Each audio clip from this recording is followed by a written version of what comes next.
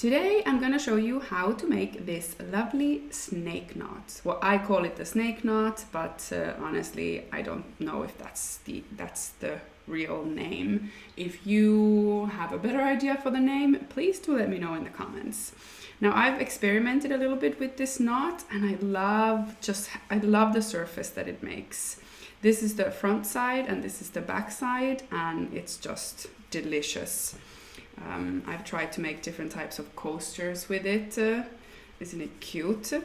And then there is this bowl that I made, little bowl as well, with the same knot with a chunkier yarn. So let's have a look at this. It's a rather simple knot. I'm gonna start with 3 sets of cords. I just attached them to a dowel with a lark's head, and we're going to make here alternating snake knots. And I'm first gonna start by making 2 of them. First one with these 2. Basically there is one cord that doesn't really do knotting and the other one that does all the knotting. You could do this the other way as well, using the left cord to knot and the right cord to wrap around, but I'm accustomed to using this cord for knotting. So here we go. First we make a little loop with our knotting cord and pass the knotting cord over the 2 cords that you're using.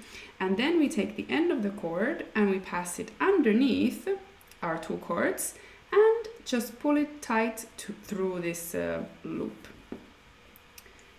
There. That is 1 knot. Now I'm going to make another one right here next to it. First a loop with your working cord over the 2 cords, underneath the 2 cords, and through the loop, and we just tighten it. Now I've got 2 knots there, and I'm going to make 1 more row of alternating snake knots. So instead of making another knot with the exact same 2 cords, I'm going to take 1 of them and another cord next to it and create a knot here. And same with these cords too, 1 here and 1 here. But let's start with this one. Loop over the 2 cords, under and through the loop. It's quite simple, but honestly I often get confused with how it's gonna go. Here we go, same thing, once more.